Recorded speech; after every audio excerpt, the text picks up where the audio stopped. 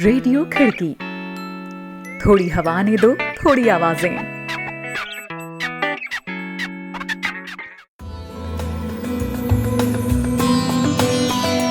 आज है 7 मई, दिन बृहस्पतिवार।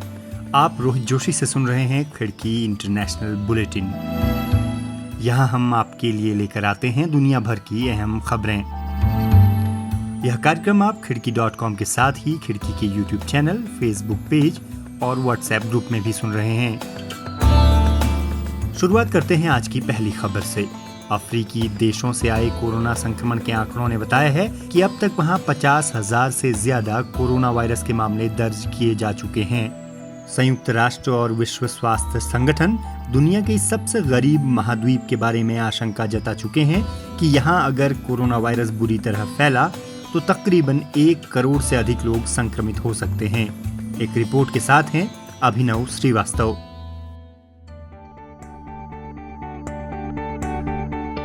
African centre for disease control and prevention के मुताबिक अब तक अफ्रीकी महाद्वीप में कोरोना संक्रमण के मामले 51,698 जा पहुंचे हैं। सेंटर के मुताबिक मरने वालों की तादाद 2,000 का आंकड़ा पार कर चुकी है और 17,590 लोग बीमारी से उबर पाए हैं। worldometers.com के मुताबिक दक्षिण अफ्रीका में सबसे अधिक संक्रमण के मामले दर्ज किए गए हैं, जहां 7,808 लोग संक्रमित हुए हैं। इसके बाद मिस्र का नंबर है, जहां 7,588 मामले सामने आए हैं और मोरक्को में 5,408 मामले दर्ज किए गए हैं। अल्जीरिया में 4,997 मामले दर्ज हुए हैं। अल्जीरिया में सबसे अधिक 476 मौतें हुई हैं, जबकि मिस्र में 469 और मोरक्को में 183 मौतें हुई हैं। पूरी तरह दक्षिण अफ्रीका से घिरा देश लेसोथो ही महाद्वीप में अब अकेला ऐसा देश है जहां कोविड-19 का एक भी मामला दर्ज नहीं हुआ है। संयुक्त राष्ट्र और विश्व स्वास्थ्य संगठन दुनिया के इस सबसे गरीब महाद्वीप के बारे में आशंका जता चुके हैं कि यहां अगर कोरोना वायरस बुरी तरह फैला तो तकरीबन 1 करोड़ से अधिक लोग संक्रमित हो सकते हैं।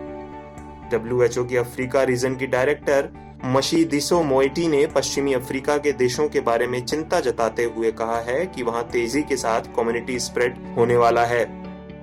इधर संयुक्त राष्ट्र ने एक नई अपील जारी करते हुए 4.7 अरब अमेरिकी डॉलर्स का फंड जुटाने की बात कही है, ताकि आर्थिक तौर पर बदहाल देशों को मदद पहुंचाई जा सके। शुरुआत में 25 मार्च को संयुक्त राष्ट्र ने 2 अरब अमेरिकी डॉलर्स की अपील की थी, लेकिन कोरोना वायरस के बढ़ते प्रकोप के दौरान यूएन ने नई अपील जारी की है।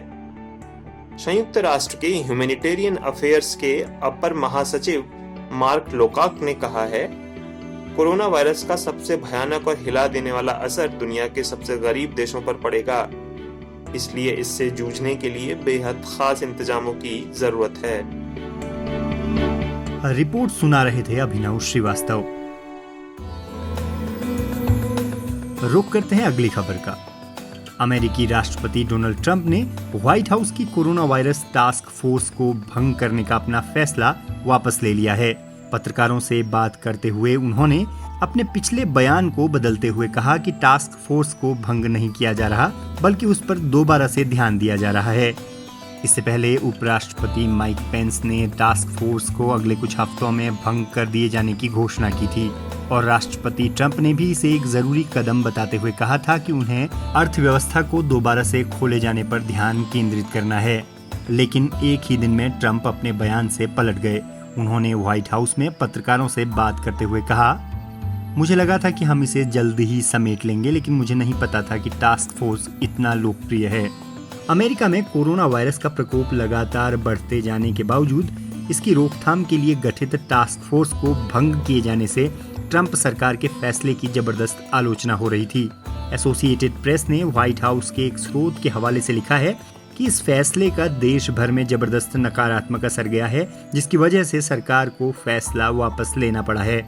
इधर राष्ट्रपति ट्रंप का चीन पर बयानों का हमला जारी है। उन्होंने फिर चीन की ओर इशारा करते हुए कहा है कि कोरोना वायरस के प्रकोप ने जो मार अमेरिका पर की है, ऐसी मार पर्ल हार्बर पर हुई जापानी बमबारी या 2 दशक पहले 9/11 को वर्ल्ड ट्रेड सेंटर पर हुए हमले में भी अमेरिका ने नहीं झेली थी। उन्होंने कहा, The worst attack we've ever had. This is worse than Pearl Harbor. This is worse than the World Trade Center.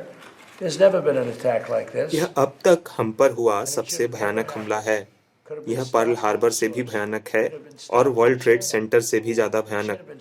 इस तरह का हमला कभी पहले नहीं हुआ और यह नहीं होना चाहिए था। इसे इसके स्रोत पर ही रोक देना चाहिए था। इसे चीन में ही रोक दिया जाना चाहिए था। Right at the source. And it wasn't. अमेरिकी राष्ट्रपति डोनाल्ड ट्रंप के शब्द।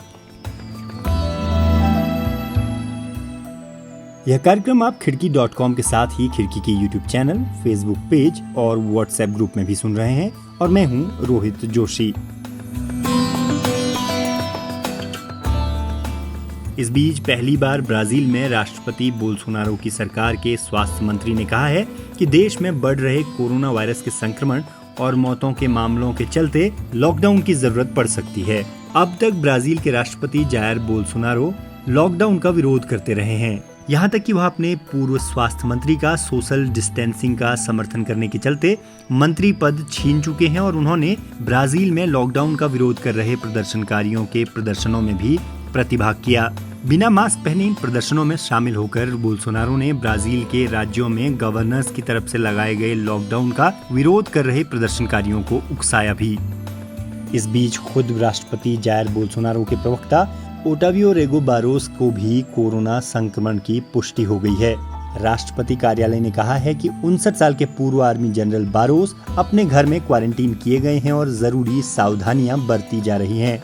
अब तक बोल्सोनारो सरकार के 20 उच्च अधिकारियों को कोरोना संक्रमण की पुष्टि हुई है। इनमें संचार प्रमुख फाबियो वाजंगर्टेन और राष्ट्रीय सुरक्षा मंत्री अगस्टो हेलोनो भी शामिल हैं। हालांकि बोल्सोनारो ने खुद के बारे में कहा है कि उनका कोरोना वायरस टेस्ट नेगेटिव है।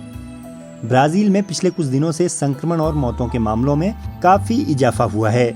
यहाँ अब तक संक्रमण का आंकड़ा 1 लाख से पार जा पहुंचा है, जबकि 7,900 लोगों की मौत की पुष्टि हुई है। रुक करते हैं अगली खबर का। पिछले 6 महीने से सरकार विहीन चल रहे इराक की संसद ने एक नई सरकार को मंजूरी दे दी है। इस सरकार का नेतृत्व नवनिर्वाचित प्रधानमंत्री मुस्तफा अल कादिमी करेंगे। कादिमी इराक की खुफिया एजेंसी के प्रमुख और पूर्व पत्रकार रह चुके हैं।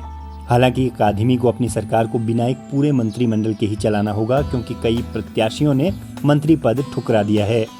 सरकार गठन की प्रक्रिया के आखिरी क्षण तक मंत्री परिषद की सीटों को लेकर अंदर खाने उथल पुथल होती रही थी। प्रधानमंत्री चुने जाने के बाद कादिमी ने कहा, हम हमारे इतिहास के एक बेहद बुरे दौर से गुजर रहे हैं। इराक के सामने, हमारी अर्थव्यवस्था के सामने, स्वास्थ्य सुविधाओं के साथ ही पूरे समाज के सामने कई चुनौतियां हैं, लेकिन ये चुनौतियां इनके सामने हमारे डटे रहने के हौसलों से बड़ी नहीं हैं। नवनिर्वाचित प्रधानमंत्री के सामने कोरोना वायरस के प्रकोप से जूझने के साथ ही पिछले महीने हुए सरकार विरोधी प्रदर्शनों के चलते फैली अफरा तफरी को संभालने की भी चुनौती है। इससे पहले प्रधानमंत्री अदेल अब्दुल मेहदी ने जनता के बीच भारी आक्रोश के चलते पिछले साल नवंबर में इस्तीफा दे दिया था। उसके बाद से वह प्रभारी के बतौर सरकार चला रहे थे। अब एक नजर दुनिया भर में कोरोना संक्रमण पर। दुनिया भर में कोरोना वायरस से अब तक हुई मौतें 2.5 लाख का आंकड़ा पार कर चुकी हैं। worldometers.info की वेबसाइट के मुताबिक दुनिया भर में कोरोना संक्रमण की तादाद 38,36,819 पहुंच गई है। दुनिया भर में अब तक कुल मौतों का आंकड़ा 2,65,366 दर्ज किया गया है और 13,08,201 लोगों को सुरक्षित बचाया जा सका है। यहाँ बताए गए सारे आंकड़े worldometers.info से लिए गए हैं। तो दोस्तों, आज का यह इंटरनेशनल बुलेटिन आपको कैसा लगा, इस बारे में जरूर कमेंट करें। आप जिस भी प्लेटफॉर्म पर खिड़की को सुन रहे हैं, लाइक और शेयर करना ना भूलें। खिड़की के YouTube चैनल को भी सब्सक्राइब करें और बेल आइकन टैप कर लें ताकि हर अपडेट आपको मिलती रहे। अभी के लिए रोहित जोशी को दीजिए इजाजत। कल फिर होगी मुलाकात। आप जहां चाहे हमें सुन सकते हैं, खिड़की.com के साथ ही खिड़की के YouTube चैनल और Facebook पेज पर भी। नमस्कार।